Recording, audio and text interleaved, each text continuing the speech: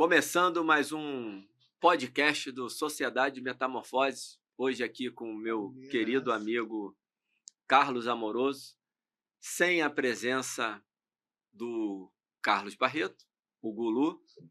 A gente, cada hora, um tem algum problema e ainda bem que somos três para poder dar sequência. Já vou pedir para a galera curtir, compartilhar, muito importante. Considere se inscrever no canal. E vamos seguir aqui para um episódio, mais um daqueles que o Amoroso vai falar bastante, com toda a sua complexidade e conhecimento. Então, aproveitem aí para aprender um pouquinho de coisas que vocês, eu vou até dizer isso, não veem na mídia tradicional. Roubar aí um mote de um outro podcast que eu gosto muito, que eles falam muito isso, né? O conteúdo deles é o que você não vê na mídia tradicional. Então, vamos seguir, Amoroso. Fala já, começa aí. Toca o barco, fala do que você vai falar e vamos em frente. Bom dia, meus amigos, ou boa tarde. Só que olha, a câmera tá ali, eu tô igual aqui, um autista, né? Ficar olhando pro retorno, ferrou. É que a gente tem um recurso novo aqui no podcast, aí fica igual um autista aqui olhando, tonto. Ficar querendo se tá uma ver. maravilha, Fábio né? até tirou. Deixa essa Até porra. tirou, botou um castelo Habsburgo ali. Boa, Fábio, deixa essa merda, porque... O cara não ficar chamando mal. a atenção do retardado, né? Desculpa o capacitismo aí. Gente, é o seguinte... Hoje falaremos de um tema que já abordamos aqui no passado, uma coisa análoga. Já falamos sobre a funcionalidade do cérebro, falamos de controle motor, falamos da emergência do cérebro, do porquê a mente aparece, do que possivelmente a mente aparece. E hoje vamos falar de uma teoria do neurocientista Miguel Nicoleles, que, digamos assim, é o nosso GOAT, né? É o nosso cientista principal externamente. Ele foi professor da Universidade de Duke. Ele que fez o exoesqueleto, que deu aquele chute inicial na Copa do Mundo. Então, provavelmente, vocês viram esse acontecimento. E ele foi um dos pioneiros na pesquisa de interface cérebro-máquina, no qual ele ligava cérebro de macacos, de ratos, fazia uma transdução para o maquinário, e o maquinário executava as funções. E nesse exoesqueleto que ele criou, ele pegou pessoas paralíticas, né, pessoas que não tinham mais a função das pernas, e ligou com um maquinário robótico e conseguiu fazer com que o indivíduo caminhasse, chutasse bola. Ele é um dos pioneiros nessa área. Só que com o tempo de pesquisa dele, ele foi vendo o funcionamento do cérebro de uma forma um pouco diferente. Já existiam teorias antes dele que tratavam o cérebro de duas formas, que eles chamam de analógica e digital. Quando tem o disparo dos neurônios, o disparo elétrico, eles dizem que é uma coisa parecida lá com os zeros e uns digitais. Eles vão mantendo os disparos e vão ativando determinadas áreas do córtex, da área subcortical, das áreas inferiores.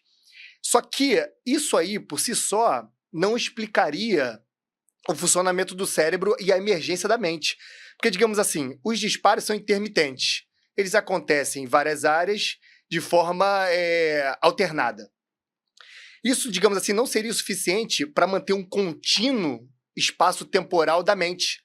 Ela seria interrompida, porque a nossa percepção é presente, que a gente está o tempo inteiro ligados e a coisa está acontecendo simultaneamente. Mas, digamos assim, o cérebro ele não funcionaria por disparos de forma num contínuo. Ele funcionaria de forma intermitente. Dispara, não dispara, dispara, não dispara, dispara, não dispara. Um grupamento de neurônios aqui, um grupamento de neurônios aqui, ali, de forma que você fosse usar uma função ou outra. Eu vou caminhar. Então eu preciso de uns disparos neuronais nas áreas motoras da caminhada. Na área M1, a principal área motora, que recebe informação, na área motora suplementar, nas outras áreas motoras envolvidas, nas áreas parietais, que são as áreas táteis, as áreas dos 5 sentidos. E isso seria intermitente. Só que, por que tem a mente? Por que tem essa percepção de contínuo espaço-temporal? E ele convidou um filósofo, um lógico, que se interessou muito pela área do cérebro, chamado Sicurel, e eles se uniram, anos a fio, se encontrando em cafeterias, conversando em laboratório, para tentar fazer uma teoria unificadora, de forma que entendesse a mente. E depois dessa teoria criada, com essa observação prévia, eles tentariam fazer vários estudos eles e outros laboratórios, né, parceiros, para poder evidenciar. Mas a questão é o seguinte, a complexidade é o seguinte, para evidenciar a mente, que, digamos assim, é um produto emergente do cérebro, são sempre evidências indiretas. Não dá para você testar diretamente a mente por testes científicos. Porque o teste científico fica preso, digamos assim, ele pega até o analógico, que eu vou explicar o que é o analógico do cérebro, mas ele é mais fácil de pegar os disparos elétricos. E quando você mede os campos eletromagnéticos do cérebro, ele é uma medição indireta. Acontece o campo está ali na função, e determinadas atividades do cérebro criam certos campos numa faixa de onda diferente. E cada faixa de onda representa uma atividade. Algumas são inibitórias, como a alfa, algumas são excitatórias, que é beta e gama. Então, aquilo acontece, aquele fenômeno acontece. Mas como atrelar aquilo à função, atrelar aquilo à realidade? Então, a teoria é o seguinte. Ele diz que ele mediu grupos de neurônios. Ele foi o primeiro a medir, se eu não me engano, grupos de 50, 100 neurônios, que até os outros neurocientistas não acreditaram como ele conseguiu medir o funcionamento disso em sequência. Se você medir um neurônio individual, fazendo um disparo, aquele neurônio não quer dizer nada. Ele precisa de um grupamento de neurônios para poder formar uma ação, uma atividade, qualquer tipo de ação voluntária. Então ele mediu esses neurônios e ele via que quando esses neurônios disparavam em conjunto para uma determinada tarefa, tipo uma tarefa de apreensão manual, em qualquer objeto, isso gerava um campo eletromagnético. Que quando tem um campo elétrico funcionando, aquilo em volta forma um campo eletromagnético, como nós temos um campo eletromagnético em volta do nosso corpo, né? Elétrons sobrevoando, né, em volta do nosso corpo, temos uma nuvem de função microscópica ali em volta do nosso corpo. Então, essa medição dele viu que sempre que acontecia determinados fenômenos elétricos, apareciam campos. Ele viu que esse funcionamento dos neurônios era um funcionamento digital. Como eu disse, os disparos como se fosse 0 e 1. Como se fosse o hardware, mas não é um hardware. E essa sublevação, essa subida da nuvem eletromagnética seria uma função analógica. O que é a função analógica? Quando você tem um disco de vinil que você coloca lá, ele vai passando pelas ranhuras e é uma questão material nas ranhuras. Então ele vai passando por aquelas ranhuras, ele faz uma transdução e o som sai lá na frente. Agora, o digital não tem um material, tem dados. Esses dados são 0 e 1 e eles são decodificados para sair um som no seu aparelho, no seu computador. Tem mais a ver com a matéria, com o material, que é o analógico, que, por exemplo, você escrever no caderno é uma função analógica. Tem um material, você está botando um dado ali, é uma função analógica.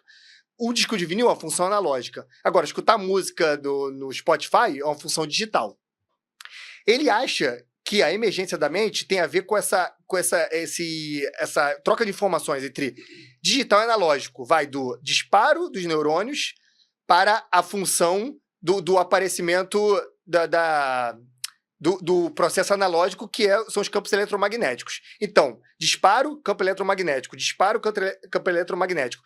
Ele acha que esses campos eletromagnéticos, visando a teoria relativa de Einstein, eles fazem um encurtamento do espaço temporal e eles conseguem manter esse contínuo que nos dá a ilusão de mente. Esse campo analógico, que fica o tempo inteiro sobrevoando o cérebro, é que ele crê que gere a nossa consciência de si, gere a nossa crença, gere a dor, gere tarefas motoras complexas. Não sei se tá muito difícil isso aí. Não sei se tá muito complicado. Não, segue, não para o raciocínio agora, não. Tá, vai nessa. Pô, será que... Então é o seguinte, a teoria dele, ele chama de uma teoria materialista monista. Como nós já falamos aqui do dualismo em vários outros episódios, monista por quê? Mono. Tem dual e o mono. O mono é que a mente e o cérebro são uma coisa só.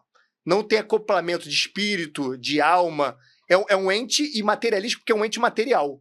Então, esse ente material do cérebro, com o tempo de evolução, com as experiências, com essa dualidade analógico-digital, ele formou o que a gente chama de percepção de si.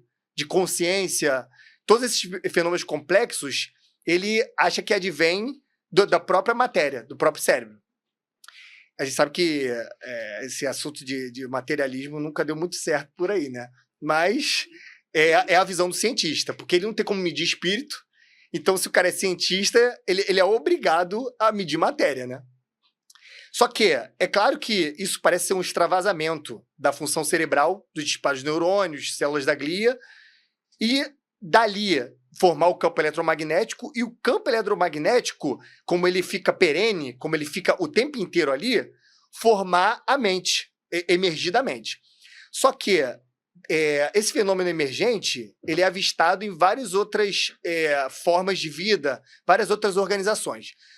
A Bolsa de Valores, tem vários pesquisadores que dizem que é um fenômeno emergente, que são tantos agentes comprando e vendendo, e as subidas e descidas, a gente tenta fazer diagramas, a gente tenta prever movimento, fazer vários tipos de compras e vendas, só que é difícil prever.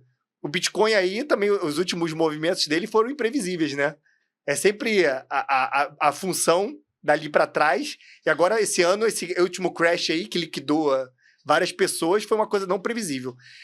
E como uma coisa não previsível, ele acha que a função cerebral ela não é previsível, ela é estimável, mas não previsível, e, por conseguinte, a ação motora também não é previsível, a dor não é previsível.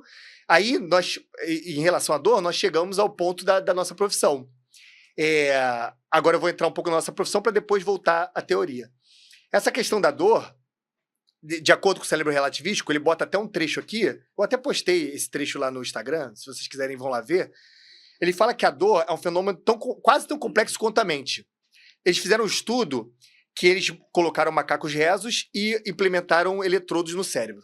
E eles estimulavam a dor com solução salina. Ele sentia dor em determinadas partes do corpo. Quando ele sentia dor, várias áreas do cérebro se ativavam, em conjunto, várias áreas. E não tem um centro de dor no cérebro.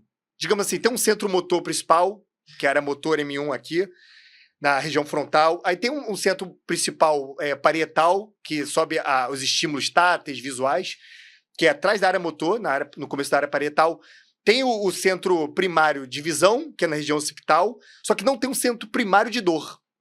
A dor é gerada pelo cérebro em conjunção de vários disparos de várias áreas, que tem a ver com o seu histórico de vida, que tem a ver com o teu sentimento, tem a ver com o teu nível de estresse, tem a ver se o teu cortisol está alto pelo nível de estresse, tem a ver com as suas experiências prévias, tem a ver com a sua expectativa do que o dano ou a dor possa ser. Então, é um fenômeno tão complexo que eles foram tentar, por estímulo, se eu não me engano, TMS, estímulo magnético, nessas mesmas áreas. TMS é Transcranial Magnetic Stimulation, né? Estimulação magnética transcraniana. Tem uma bobina grande que eles botam em cima de determinadas áreas do cérebro e eles dão disparos eletromagnéticos que inferem na função cerebral. E esses disparos eletromagnéticos é essa função analógica. São disparos intermitentes. Eu já fui até cobaia no experimento desse. Ele posiciona numa área que ele quer estimular. Ele pode dar um estímulo ou dar uma inibição na região. Ele posiciona a bobina do lado da sua cabeça e fica dando esses disparos para poder influir ali na função eletromagnética do cérebro, que acaba influindo na função digital do cérebro, que é a função neuronal, que é a função dos disparos neuronais, disparos eletroquímicos. E ele colocou nessas mesmas áreas que apareciam quando ele sentia dor. Estimulou essas áreas. O macaco não sentiu nada. Então você vê que não é simplesmente o cérebro disparar em determinadas áreas que vai gerar dor. Então, digamos assim, está além dessa função digital do cérebro, está além dessa função mecânica do cérebro. Parece que tem uma coisa além disso que faz com que o indivíduo sinta dor. Porque tem os experimentos também dos indivíduos que perderam membros na guerra, né? O membro fantasma. Que eles continuam, mesmo com o membro amputado, eles continuam sentindo dor onde deveria estar o membro e continuam sentindo sensibilidade durante um bom tempo.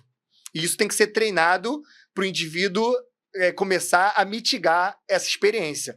Então, digamos assim, A dor, para o cérebro, é como se fosse uma antecipação de uma expectativa de um dano real ou potencial.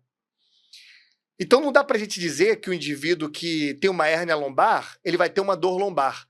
Porque depende muito da expectativa do indivíduo e da função fisiológica, do histórico do indivíduo, da predisposição, à sensibilidade a um atrito de uma matéria com a outra. A dor é tão complexa quanto isso, e ela não é preditável, né? Não dá para você tentar prever o quanto de magnitude a dor vai te entregar. Eu levantei o dedo porque quando eu levantar o dedo, você não precisa parar imediatamente, não. não. Para na hora. Não segue o raciocínio para você concluir, que por isso, senão eu te interrompo, pô. É porque daria para fazer já um monte de perguntas aí, você abriu várias caixinhas, mas tem uma mais importante que eu gostaria que você voltasse para explorá-la um pouquinho mais. Tem um determinado momento que você diz que o macaco, a área estimulada ao acender, vou falar de uma maneira, vou tentar ser muito simplório aqui para facilitar. Estimular a área que acendeu na hora que teve o estímulo da dor não significa que vai gerar a dor. É a experiência da dor. Ou seja, muitas vezes aquilo que isso eu vejo bastante, aquilo que alguns pesquisadores e profissionais de saúde entendem como, então é só eu liberar este hormônio, esse neurohormônio, é só eu estimular essa área que eu vou conseguir a emergência de um determinado comportamento. Talvez não seja bem assim. E isso pode levar a muitas interpretações equivocadas, até mesmo de cientistas, em relação ao funcionamento do cérebro. Você consegue voltar só um pouquinho nisso? Quer dizer, muitas vezes, ver se eu consigo colocar realmente, estou tentando fazer de forma simplória. Estimular a área não é necessariamente o que gera o comportamento. Talvez o comportamento é que gere a resposta da área.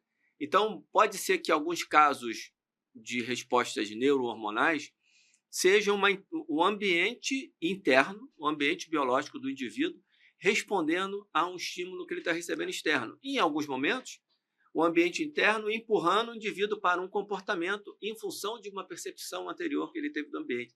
Eu sei que essa porra é complicada. Não tem como explicar fácil. E aí isso vai desembocar na velha história das medidas de capacidade de tomar decisão ou não do indivíduo, que leva à discussão do livre-arbítrio, que eu acho que, infelizmente, aí é uma pura opinião minha do que eu observo, ela se mistura muitas vezes com questões religiosas, quando deveria ter, por premissa, já que o assunto é científico, uma discussão mais científica. Sim. Não sei se você conseguiu captar aquilo que eu estou colocando como dúvida, para tentar explorar um pouquinho mais. Você já passou por isso, para tentar explorar um pouquinho mais essa coisa. O que é gerado por estímulo e o que faz, o que gera em si o estímulo? Sim.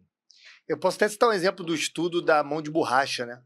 Tem um estudo que o Miguel Nicoleles cita nesse livro, que acho que você já deve ter visto em algum corte, em algum lugar por aí, muita gente já viu, que ele bota uma estrutura de acrílico e ele esconde o seu braço.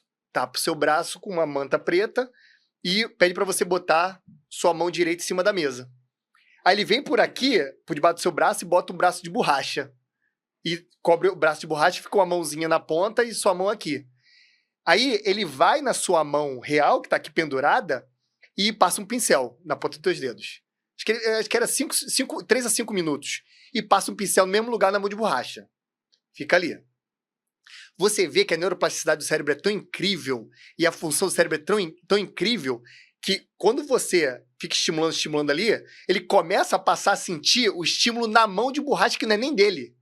Ele começa a sentir Aí dá para relembrar a situação do membro fantasma, que não tem mais um braço ali, mas tem dor ali.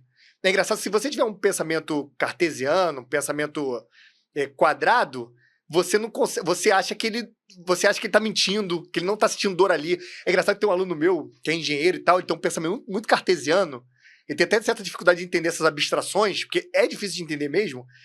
Ele falou, Não, cara, pra mim não é isso que acontece. Ele não sente dor naquele membro. Ele sofre por não ter mais um membro. Eu falei, não, cara, não é uma sensação de sofrimento, eu perdi meu braço, não é. Ele sente dor lá na pontinha onde era pra ser o dedo. Também, né? Coceira, sente como se fosse, conseguisse fazer a apreensão, conseguisse mexer o dedo. Então, aí, voltando ao estudo, ele mexe no pincel nos dois lados. E a pessoa começa a sentir o dedo que é de borracha. Que o feedback visual meio que engana o cérebro. O feedback visual, a posição onde tá, o teu cérebro lê como se aquilo fosse parte do teu corpo. O cérebro ele tem a capacidade de acoplar as coisas do ambiente para serem quase que uma extensão da função dele. Ainda mais se for muito treinado. Aí quando o cara tira e você já tá sentindo bastante ali, ele vai dar uma martelada e você sente até dor ali na ponta, ou quer retirar e você mexe o outro braço. E depois, para voltar à função do outro braço, já demora um pouco, né? O corpo ele fica o tempo inteiro pegando feedback da sua posição corporal, dos seus membros, feedback visual, feedback temporal, mexer, função, para poder ele entender com o que ele tem que lidar. Que a neuroplasticidade é tão sinistra, ele acopla tão rápido, que 5 minutos de estímulo é o suficiente para ele acoplar a estrutura. Então, o que eu estava falando?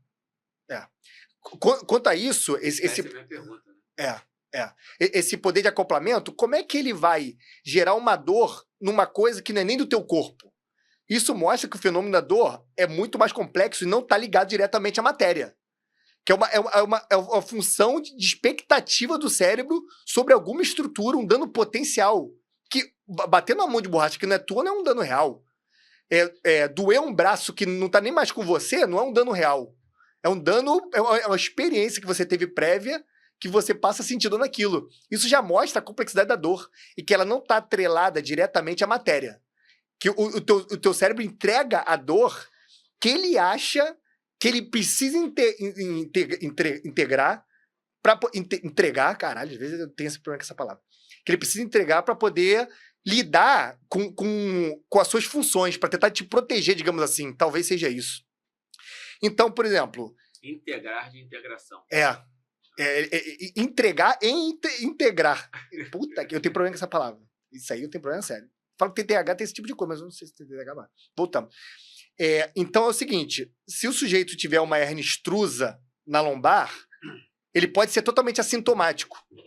Porque dependendo do histórico dele, dependendo da resiliência, dependendo da crença, dependendo da fé, dependendo da relação dele com o ambiente, dependendo de várias coisas, ele pode sentir uma dor de magnitude X ou Y.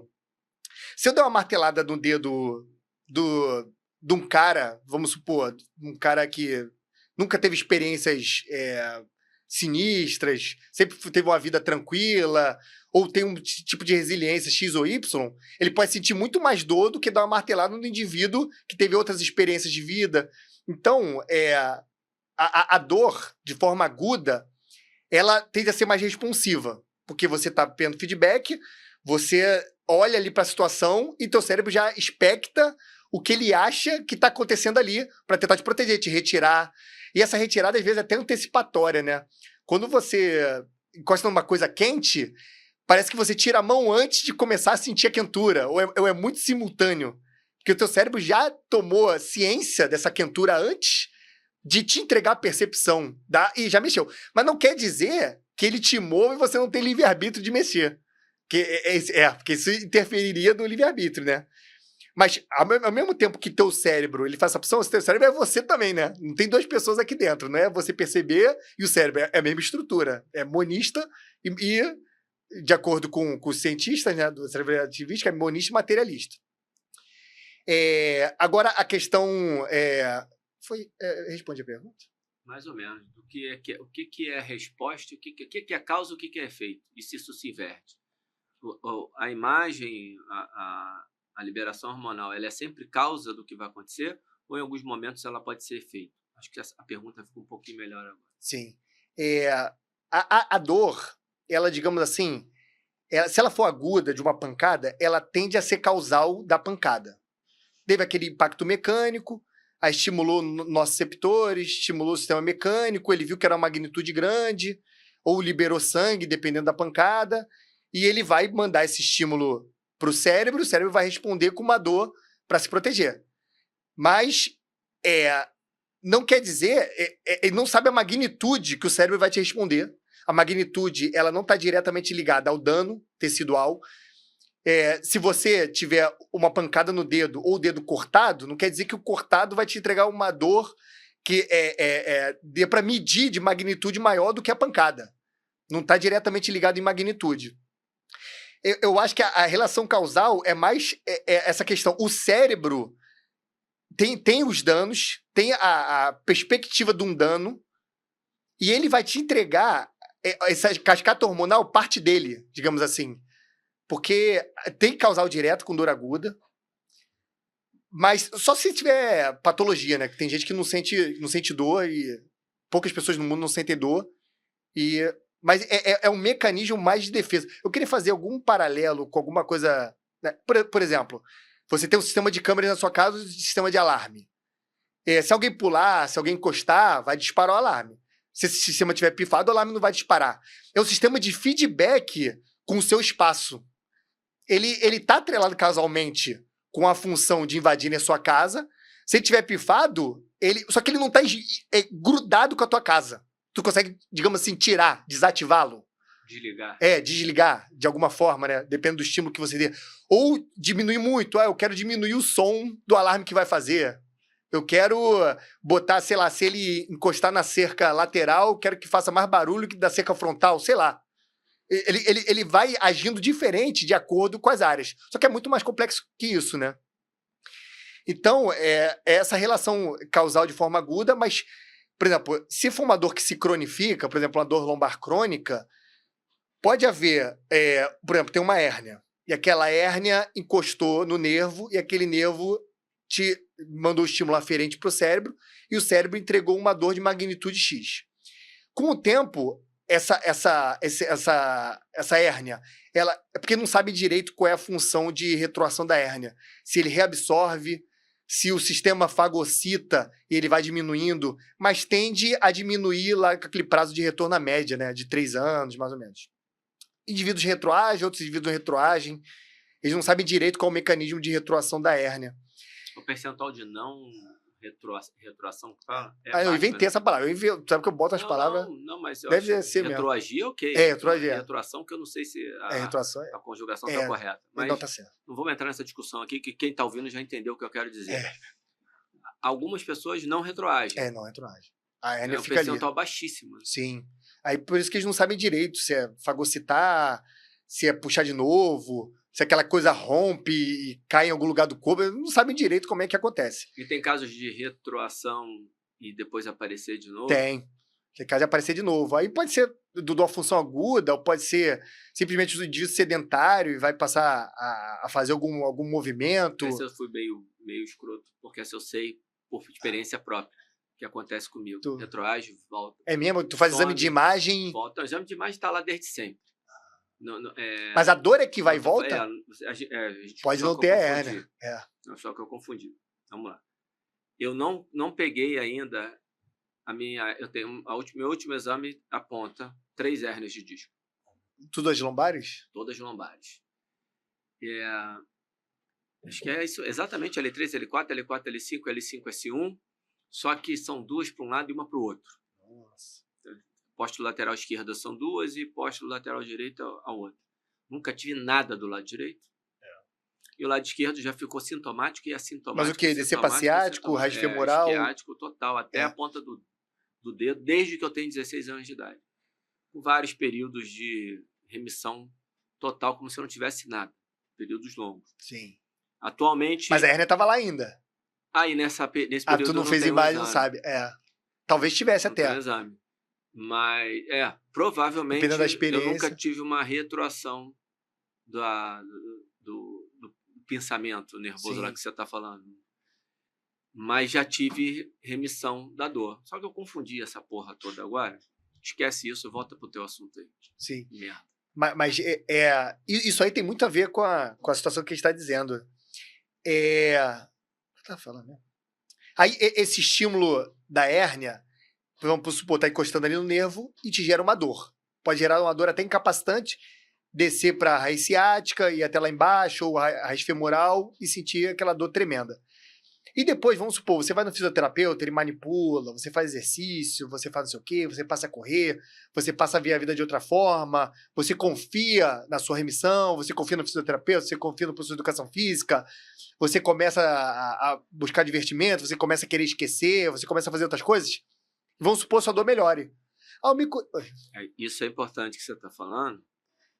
No meu caso, dos últimos 3 anos que eu tive um retorno da algia, só sentado que me incomoda. Hoje, muito menos do que incomodava 1 ano atrás, muito menos do que incomodava 2 anos atrás. Mas eu corro, eu treino, caminho, tudo que eu faço no meu dia a dia, eu tenho 0 problema. É só ficar sentado que dói. E você tentou, digamos, se esquecer, viver a tua vida, fazer tuas coisas. Não, eu ignoro, tá? Tô sentado aqui agora, tá doendo um pouquinho. Já não... E às vezes a questão pode ser até a seguinte, olha só, o que você pensaria assim, ele sentou, ele não tá apoiando com os 2 pés e distribuindo carga, e a carga tá descendo naquela pressão axial, né, pela função da gravidade, e aquilo tá espremendo, tá extravasando mais a hérnia dele e tá acentuando a pressão no nervo. Pode ser simplesmente nada disso.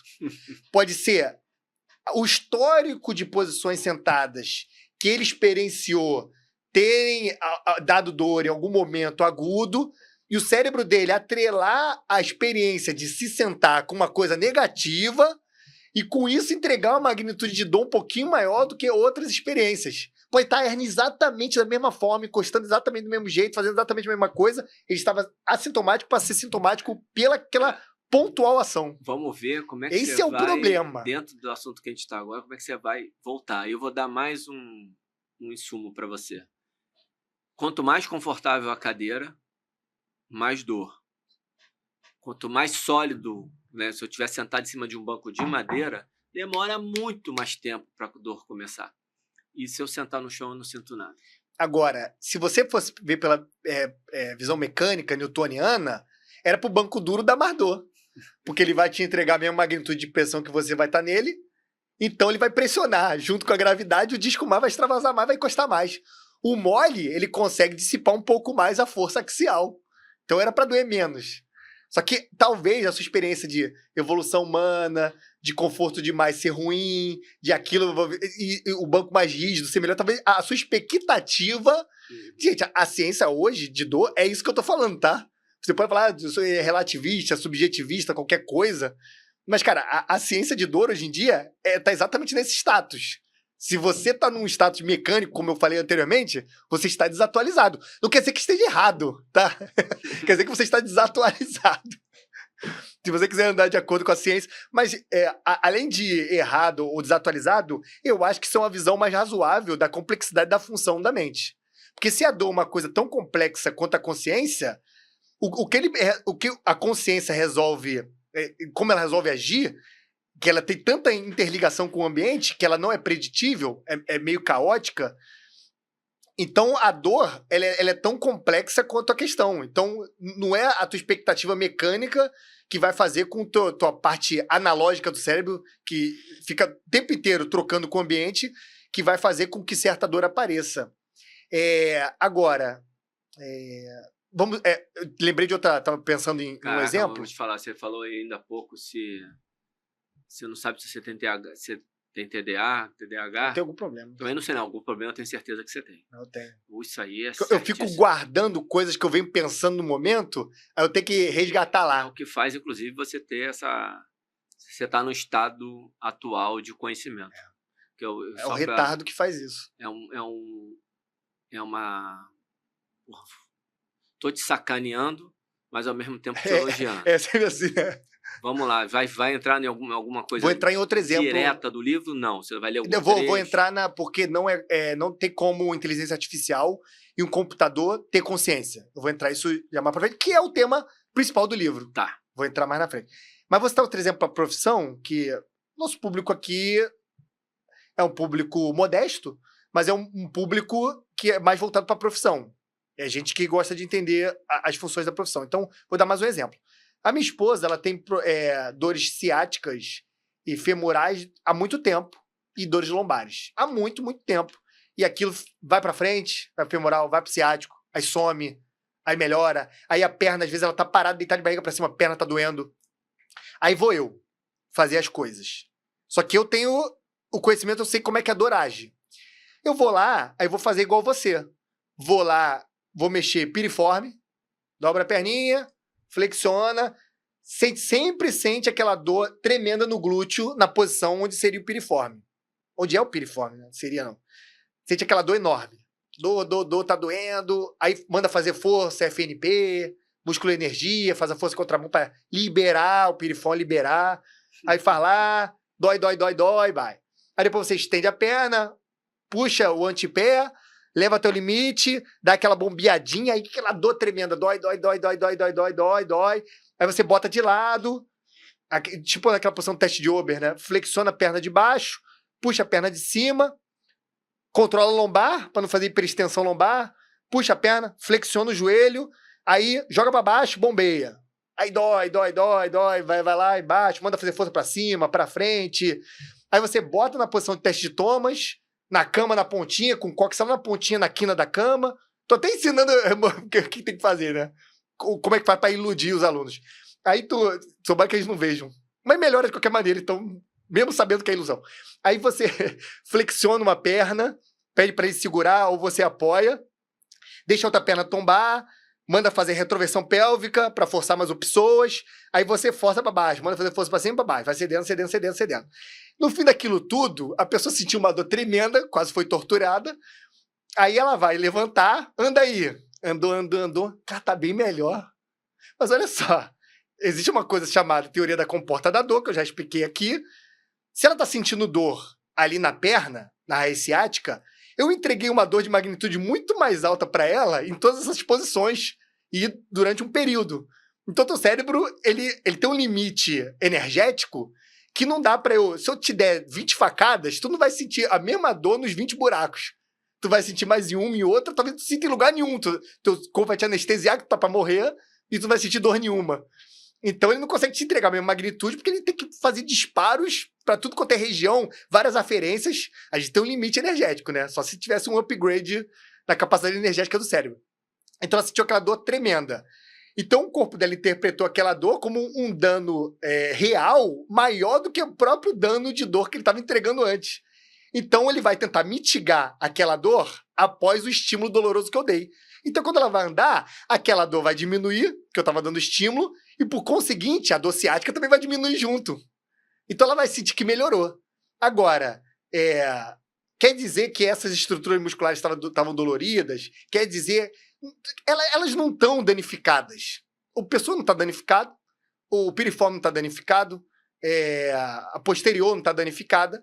Era onde era alimentado pelo nervo que ela sentiu essa dor ao experienciar essas funções. Então, ela melhorou ali de forma aguda, mais por eu forçar uma dor maior do que ela tinha, do que por eu estar liberando uma estrutura muscular, e essa estrutura está relaxando a sua tensão, e aquilo realmente aliviando a dor no ciático. Então, é esse tipo de coisa que, na hora de agir, fisioterapeuta e professor de educação física, a gente tem que ter em mente. Agora, é claro que se você ficar dando esse estímulo, tem aluna minha que, digamos assim, eu faço isso toda aula, faz 2 vezes na semana, e ela não está assistindo mais nada. Só que isso junta na confiança dela com a minha ação e com a minha teoria anti-ação, com aquilo de forma aguda melhorar a dor, a hérnia dela deve estar idêntica. Aí ela foi num casamento, dançou, agachou, subiu, foi lá, falou, sentiu nada. Cara, temos que fazer isso toda vez, porque isso está me curando. Mas provavelmente a hérnia dela está idêntica ali. A tensão muscular naquelas estruturas deve estar idêntica. É claro que você ficar fazendo aquilo, o teu corpo, como ele é muito plástico, ele acopla rapidamente, ele vai reinterpretando a sinestesia, a sensação de si o tempo inteiro, ele vai tomando aquele estímulo e vai adequando, aquilo ali vai liberando, ele vai readequando a postura, vai readequando a dor, vai readequando a experiência. E é isso, né? Basicamente, não quer dizer que você está retroagindo hérnia, retroagindo tensão, talvez só de forma aguda, depois ela volte. É muito subjetivo, não dá para você prever. Agora, se você está fazendo intervenções e aquilo está melhorando, o time que está ganhando, você continua fazendo. Só que é tentativa e erro. Você vai usando lógica, pegando informação do teu aluno do ambiente e vai agindo. Falou alguma coisa? Não. Ah, tu puxou coisa? Bom, é isso. Agora vamos entrar do porquê o cérebro não pode ser replicado por inteligência artificial e nem por computadores. Que eles chamam de máquina de Turing, né? Que foi o Alan Turing, criador da computação. Ele fala que ele usa até um argumento de evolução humana muito interessante, que como é que argumento da história de vida. Acho que foi o Stephen Jay Gould que teorizou esse argumento. Ele fala, tudo que aconteceu na nossa história evolutiva fez nós nos formarmos humanos e termos esse cérebro poderoso. Ele falou, faça o seguinte experimento mental. Tente retroagir e ir desfazendo esse cérebro e diminuindo a capacidade dele até você chegar num macaco, num primata de savana, de coisa, e vai retroagindo até um micro-organismo. Essa questão da mente, você não sabe em que momento que desligou a mente. Em que momento que nessa retroação o cérebro foi diminuindo de tamanho, foi trocando a função e a mente saiu. Ninguém sabe o momento que a mente entrou em função. Tipo o ovo e a galinha, né? Que momento que a gente foi evoluindo, né? Australopithecus, Homo habilis, Homo heidelbergensis, todos esses tipos de bicho, chegou um momento que ele, pum, e a mente entrou. Porque se é um fenômeno emergente, tem níveis de consciência. Eu acho que começou com certos níveis de consciência de função menor, e esse nível de consciência foi aumentando. Aí pergunto, será que o corpo humano, o ser humano é capaz de, ainda com os anos, com as décadas, séculos e tal, aumentar o seu nível de consciência, se aquilo foi melhorando? Ou será que ele apareceu de uma vez? A emergência aconteceu de tal forma que ele apareceu. Isso não dá para saber. Por isso que ele fala que não dá para fazer uma engenharia reversa do cérebro. Não dá para você ir no computador, montar uma máquina e tentar fazer assim, vamos começar a dar disparos para tentar encontrar um nível de informação que vai fazer ter um campo eletromagnético que vai interagir com outros campos e aparecer a mente.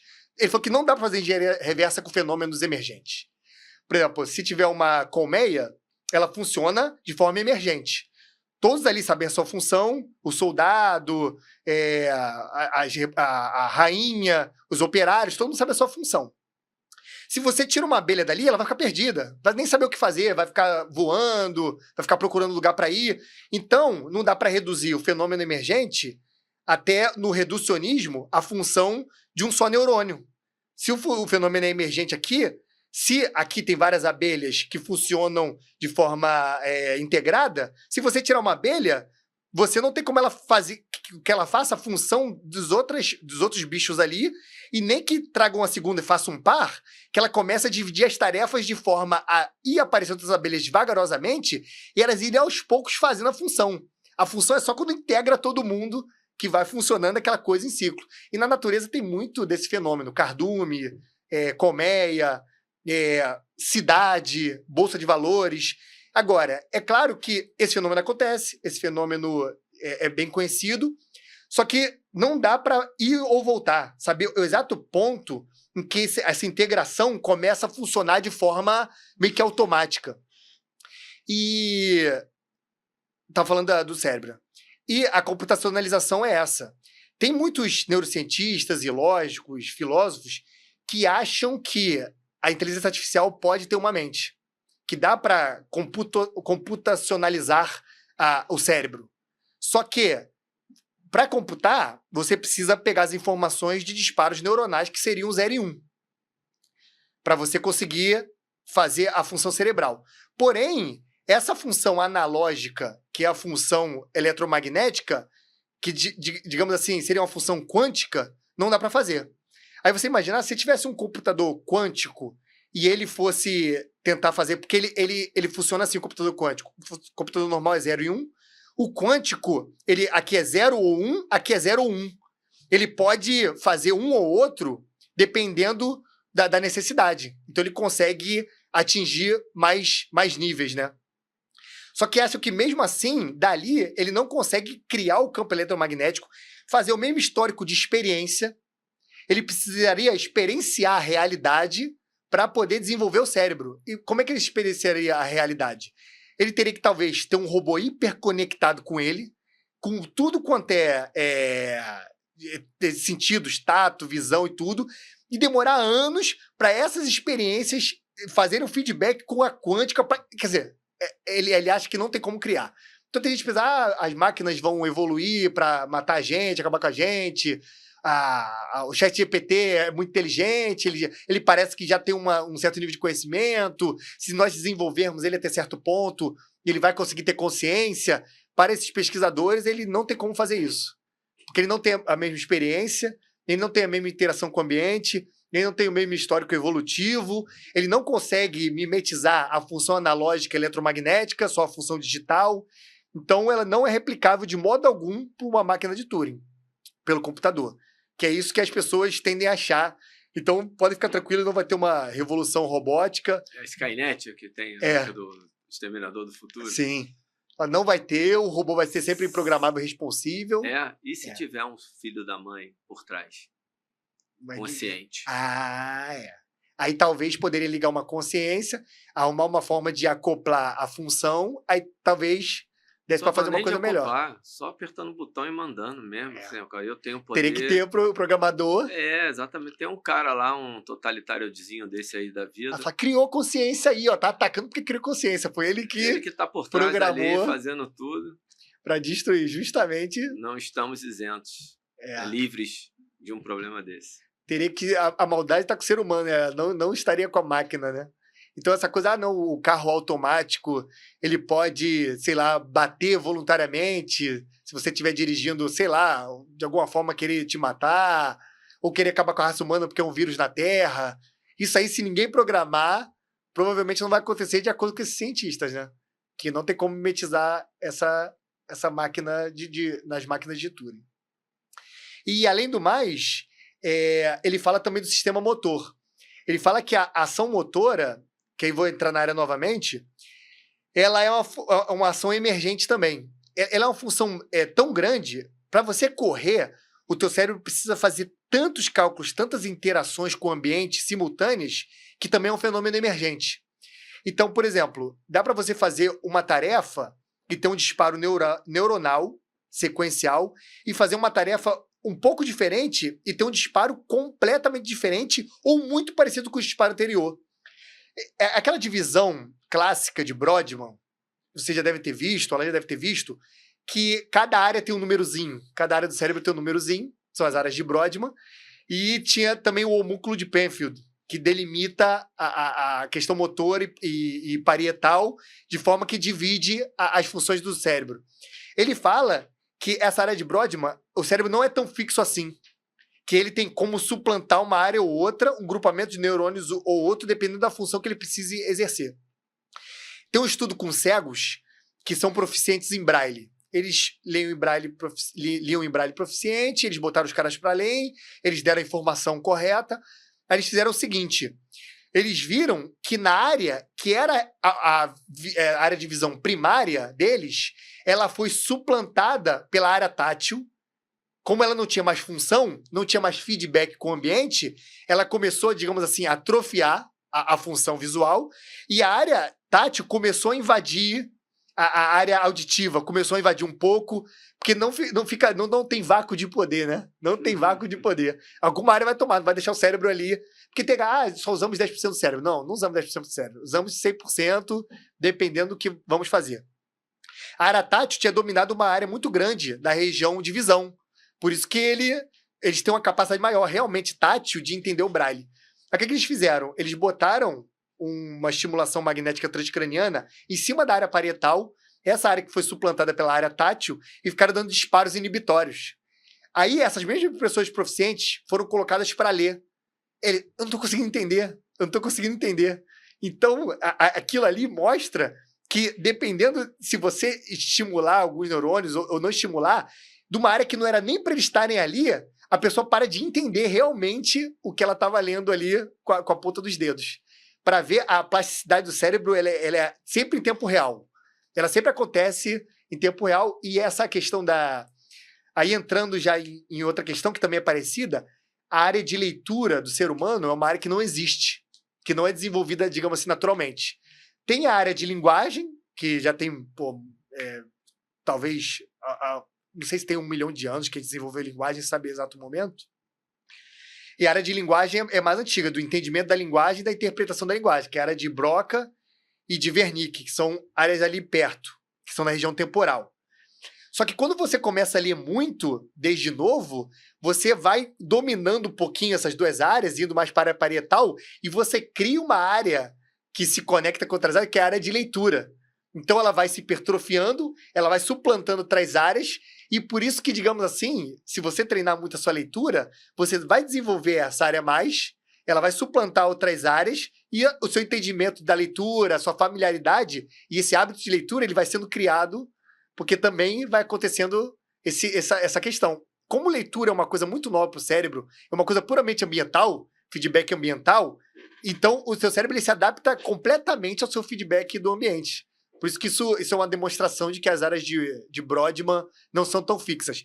Tem o que eles chamam de Bauplan, que é um plano básico do cérebro, que você desenvolve e vai crescendo e tal, pela evolução, informação de DNA, RNA e tal. Só que daquilo ali, quando ele está se formando, você pode, dependendo do estímulo, ir suplantando e aumentando uma ou outra. Por isso que traumas infantis é uma coisa muito complicada durante a formação, de depois tentar reaver, problemas de abuso, esse tipo de coisa, falta de alimentação. Essa questão, com o cérebro vai se formando, quanto mais ele é formado, menos capacidade plástica ele tem. Quanto menos formado, ele tem mais capacidade plástica. Então, por isso que falo, é bom estimular a leitura em crianças, se você quiser que ele se torne um leitor, ou colocar para fazer um esporte, para desenvolver a área motora, dar boas experiências, para você tentar, nesse período de maior plasticidade, ir guiando a criança de forma que ela consiga formatar o cérebro para ser um adulto funcional, um adulto que consiga buscar felicidade e esse tipo de coisa. Pesado, hein? Pô, Você deu umas enroladinhas aí.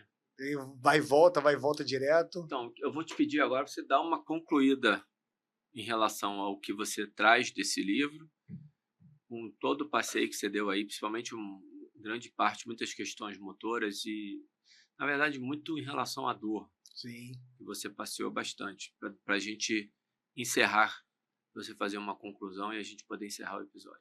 Sim. Bom, para encerrar, que até como o Miguel Nicoleles fala, que o único hipercomputador que pode existir é o cérebro. É o único hipercomputador que suplanta até a capacidade quântica de um computador. Esse fenômeno que é avistado da emergência, da complexidade da consciência, é um fenômeno único que a gente só consegue experienciar por nós mesmos. E esse fascínio do cérebro, ele tem muito a ver com essa questão, né?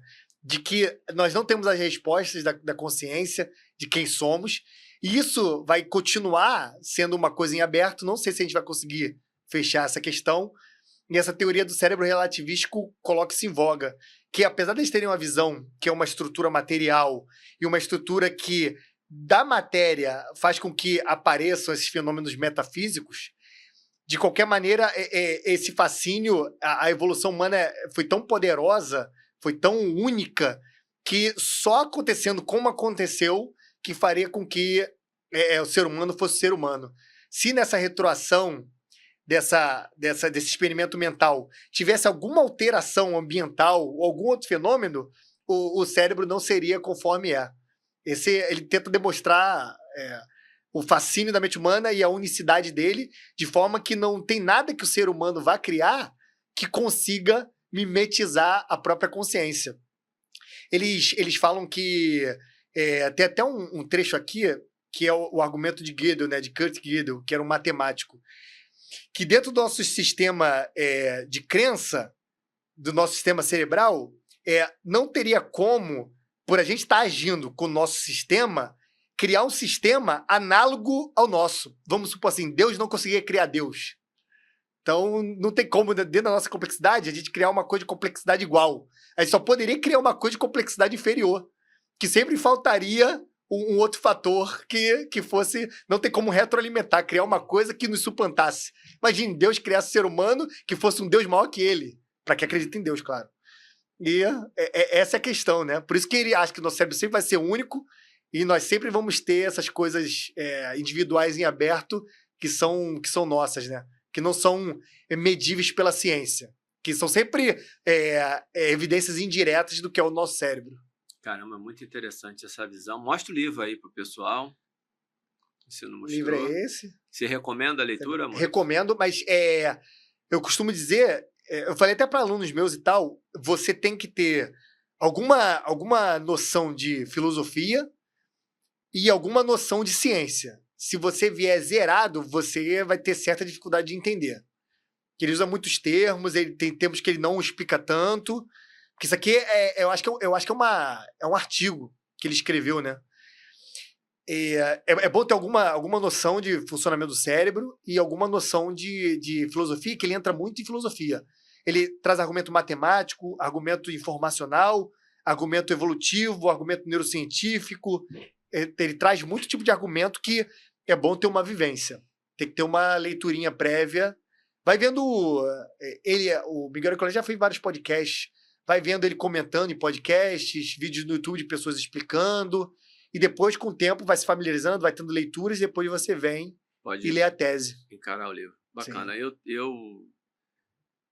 acho que você abriu várias caixinhas aqui que me gerariam apontamentos, perguntas, mas eu não conseguiria resumir nenhum deles que estão aqui na minha cabeça. Então, até por isso eu não te interrompi, deixei você seguir com o raciocínio.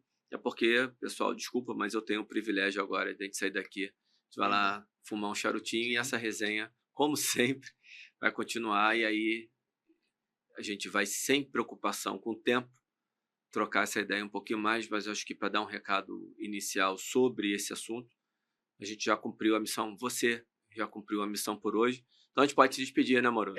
Podemos. Show de bola. Galera, aproveita para curtir, compartilhar, considerar se inscrever, que é muito importante para a gente. Amoroso. Inscreve-te e suspensione sua crença. Um abraço, pessoal. Um abraço.